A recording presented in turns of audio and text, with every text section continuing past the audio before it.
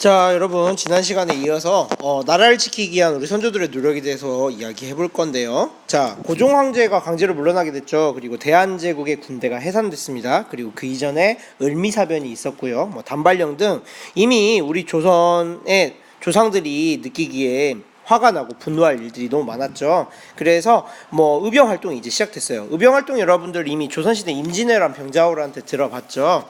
의병 활동이란 쉽게 얘기하면은 국가의 관군, 즉 국가의 군대가 제 구실을 못할 때 각 지역에서 자발적으로 군대를 조직해서 자발적으로 저항하는 활동을 의병 활동이라고 합니다. 그래서 조선시대에도 여러 의병 활동에 대해서 여러분들 들어봤을 거예요.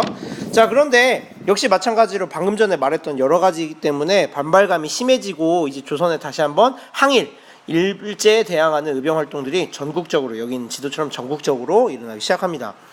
우리나라 조선 역사를 보면 양반들이 주로 백성들을 수탈하고 부패해가지고 조세제도로 괴롭히고 이런 이야기들이 많이 나오는데요.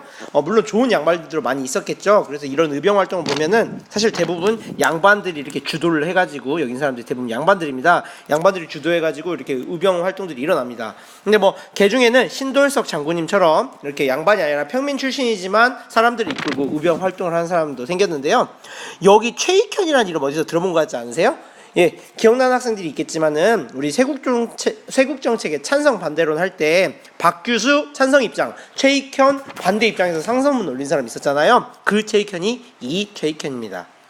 그때 서로 다른 의견을 냈는데 최익현의 의견은 약간 무시당하고 박규수의 개항을 받아들이지 않은 입장이 채택됐다고 그랬죠. 그리고 최익현은 흑산도로 귀양 가게 됐다고 했죠. 그래서 최익현이 어디 있었냐면 흑산도에 있으니까 전라도로 왔지 않겠어요? 그래서 전라도 쪽에 보면은 최익현이 있으면서 여기서 의병을 일으켰다라는 역사적 기록, 그리고 사실을 우리가 알게 됩니다. 그래서 이렇게 당시 의병이라고 하면은 이런 모습이었대요. 교과서에 보면은 이렇게 양반, 군인, 농민. 여기서 군인이라 하면 원래 조선의 관군이었는데 조선 군대가 해산되니까 의병에 합류한 이런 군인들을 얘기하겠죠. 이렇게 다양한 계층이 모여서 함께 나라를 걱정하면서 이렇게 싸웠다고 합니다. 자, 그런데 이 의병 활동을 일본이 좋게 봤을까요? 절대 좋게 보지 않았겠죠. 그래서 갈수록 일제의 탄압이 심해지다 보니까, 여기 우리 한반도잖아요. 일제의 탄압으로부터 벗어나고자 여기 파란색 부분이 만주거든요. 만주나 연해주 지역으로 이렇게 이동을 해서 일제의 간섭으로부터 비교적 멀리 떨어진 곳으로 이동을 해서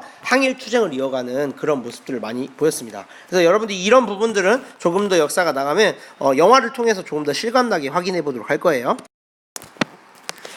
자, 그러면 이렇게 싸움만 했냐? 그렇지 않아요.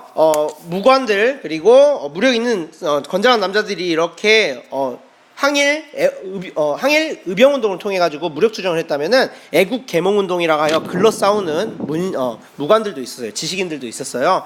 예를 들면 그때 대한매일신보 이런 신문에서는요, 일제의 침략을 비판하는 글을 실었고요, 또 국채보상 운동을 확산하는 그런 글들을 실었는데, 국채보상 운동이 뭐냐면요, 쉽게 생각하면 일본이 강제든 자이든 타이든 우리나라에 와가지고 철도나 여러 근대화 사업권들, 회사들을 짓고요, 자기네들 돈을 투자했을 거 아니에요. 물론 우리나라를 위해서 한 게 아니라 자기네들 이익을 위해서 했지만요. 근데 어쨌든 간에 여기에 객관적으로 봤을 때는 일본에 돈이 들어갔다 이겁니다. 그럼 이 돈을 일본 입장에서는, 야, 니네 조선이 우리한테 빚진 거잖아, 이거 갚지 않으면 우리 여기 계속 간섭할 거야, 이렇게 생각을 하니까, 알았어, 우리가 우리끼리 돈 모아서 국가의 빚을 갚을 테니까 일본은 이제 더 이상 조선에 간섭하지 마, 이런 운동을 했다는 거예요. 그래서 국채보상 운동이 이렇게 대한매일신보를 통해 가지고 이렇게 확산되었고요.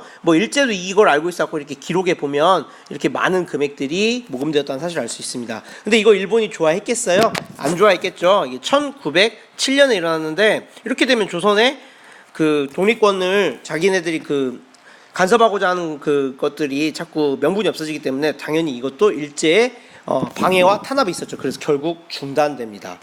그래서요, 여기 보면은 대한매일신보도 있고요. 이때 보면 황성신문 이런 데 있죠. 여러 신문에서 바로 일사늑약 그리고 일제의 침략을 비판하는 여러 가지 글들이 이렇게 실렸습니다.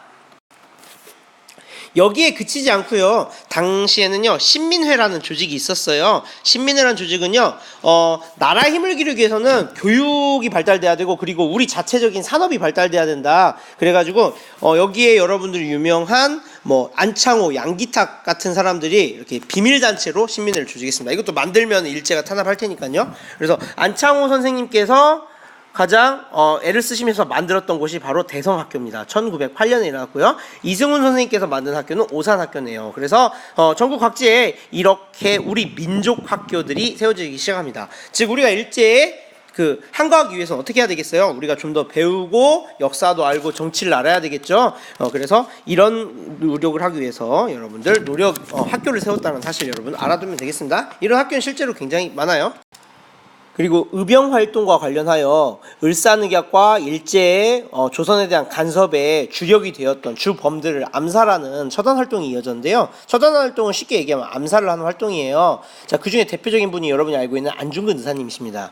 안중근 의사님은요, 당시 조선의 대한국 의군의 참모 중장이셨어요. 그래서 그 자격으로 바로 여러분 알고 있다는 을사늑약을 맺는데 가장 1등 공신이었고, 또 거기에 통감부가 설치되었다고 했죠. 이 통감부란 단체의 초대 통감이었던 사람이 바로 이 이토 히로부미였습니다. 그래서 이 이토 히로부미를 저격하고 암살합니다. 그럼으로써 처단했고요. 이 밖에 안중근 의사 말고도 미국에서는요, 그때 미국의 일본의 조선 침략을 지지한 스티븐스라는 미국인이 있었는데 그 사람을 저격한 전명훈, 장인환 이런 분이 계셨고요.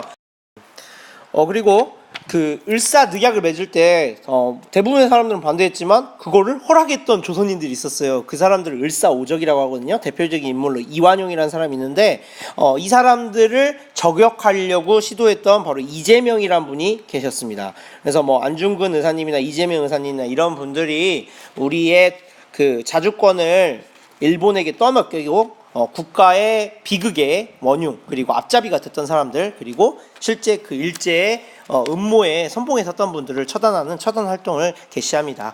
그래서 여러분들이 알아둬야 될 건 뭐냐면요, 우리 민족이 비록 비극적인 역사를 맞이하게 됐지만 이렇게 해결하기 위해서 힘을 모으고 그리고 머리로 또는 힘으로, 무력으로, 교육으로 애썼던 선조님들이 계셨다는 사실, 그리고 우리가 그것을 기억해야 된다는 사실을 여러분에게 마지막으로 강조하면서 이 강의를 마치도록 하겠습니다. 자, 우리 기억해야 될 분들 많으니까 여러분 이번 수업 시간은 다른 수업보다 더 여러분들이 기억하는 자세로, 그리고 이분들을 존경하는 마음으로 공부했으면 좋겠습니다. 다음 시간에 봐요.